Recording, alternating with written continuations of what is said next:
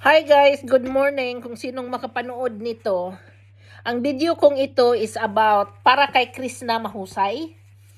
At sa dami ng bashers niya, nakadagdag pa yan ng lungkot niya ngayon kung ano man yung naramdaman niya. Wala tayong alam kung anong nangyari sa bakasyon nila dahil ako, napanood ko naman lahat ng mga vlogs nila pero yung private nila hindi naman natin nakikita at nalalaman. Now, nalaman na lang natin nung mag-live sila na hindi na sila ganun ka-happy.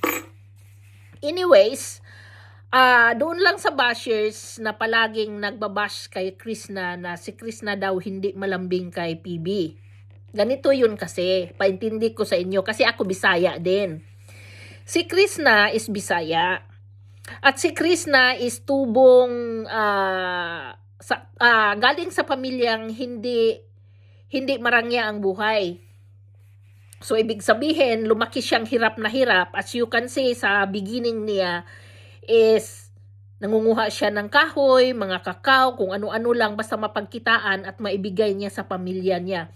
Doon na lang ako naantig ng puso na meron siyang, kasi ako babae, ako hindi ko magawa ang ginagawa ni Krishna nung panahon ko. Kasi ako pagdating sa bukirin, sumusurrender ako dahil mainit. Pero si Krishna hindi. Lahat yan sinusuong niya para lang may taguyod pamilya niya. At ngayon na pasali siya sa PB team is umalwan yung buhay niya, which is I'm so appreciate Krishna, laban lang talaga. Ipaintindi ko sa inyo kung bakit si Krishna hindi malambing. Kasi naawa ako sa bata, palagi na lang ninyong binabash at wala man lang nagtatanggol sa kanya. Kami kasing mga Bisaya, katulad ko, hindi ako malambing na tao.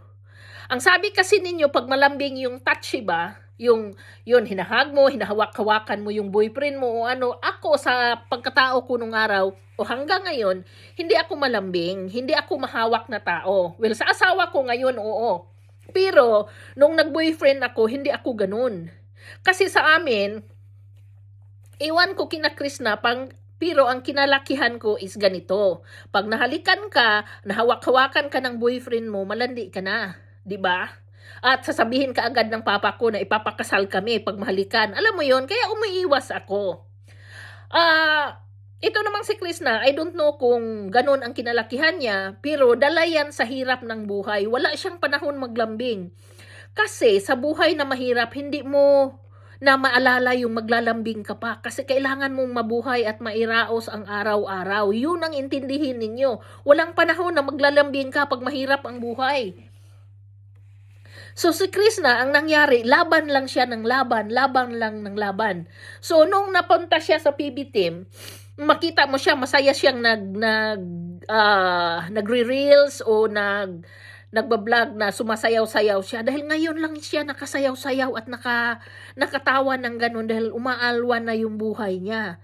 I'm so happy for her na naipagamot na niya yung nanay niya sa sarili niyang sikap. Kaya continue, Krishna, wag mong hayaan ang mga bashers na mag-down sa'yo.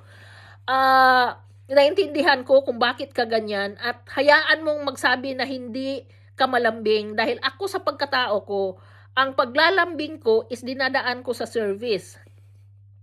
So, although hindi ako touchy na tao, alam naman ng asawa ko na minahal ko sila in a different way. Alam nila yon. Si Krishna baka ganun din. Yun ang intindihin ninyo na hindi lang puro haging ang gagawin niya kay PB dahil ang dami pa niyang iniisip, ang dami pa niyang dapat gawin. Pero siguro naman, nung pinasok ni Pugong Biyahero ang buhay ni Krishna, alam na niya yun na ganun si Krishna dahil doon nga niya minahal.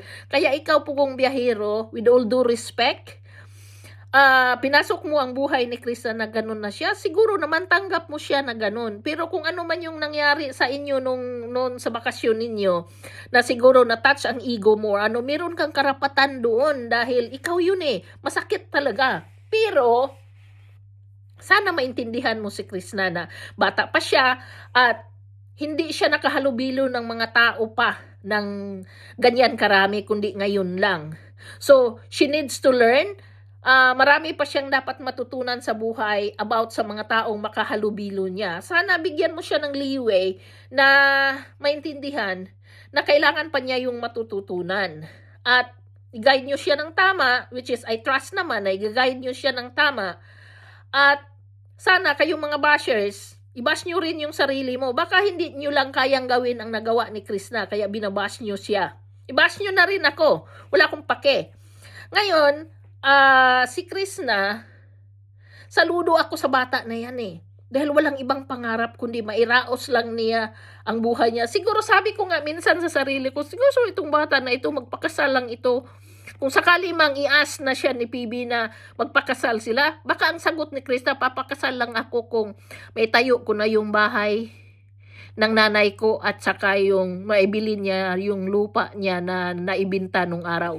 So siguro ganun nga ang sagot niya kay PB kung i-ask na muna ngayon niya na magpakasal. Kasi wala siyang ibang pangarap eh, kundi yung mairaos yung buhay ng magulang niya. So siguro, ang gusto niya is magpakasal lang siya o mag-aasawa lang siya, oras na magawa niya yung sa magulang niya, okay na siya at okay na siyang magpakasal. Ganun ang nabasa ko sa pagkatao ni Krishna. Kaya sana, kayong mga bashers, hindi nyo pinagdaanan yung pinagdaanan ni Krishna. Kaya hayaan nyo siya, huwag nyo nang ibas at huwag nyo siyang itulad kung ano man yung kinalakihan ninyo dahil ibas siya. At sa hirap ng buhay, saludo ako sa kanya. At kayong mga bashers, hindi nyo naranasan ang hirap ng buhay ni Krishna, kaya tumahimik kayo dyan. Krishna, laban lang. At ganun ang buhay, minsan win or lose. Pero sana, bigyan mo ng pagkakataon at unawain mo rin ang mga nangyayari. At kung kailangan mong mag-sorry kay PB or kailangan mong maglambing kay PB na kayo lang, gawin mo na. Wag mong tikisin ang isang bagay na masakit sa loob. Kung talagang minahal mo si Pugong Biyahero, wag mong tikisin kasi ikaw lang din naman ang masasaktan yan eh. 'Di ba? At ikaw din Pugong Biyahero, kung talagang mahal mo si tama yun, bigyan ninyo ng time ang isa't isa, pero huwag kayong magtikisan kasi pareho lang ninyong pinahirapan sarili nyo. So good luck sa inyo at Krishna, laban lang, huwag kang padala sa mga bashers, promise. Ikaw lang matatalo dyan.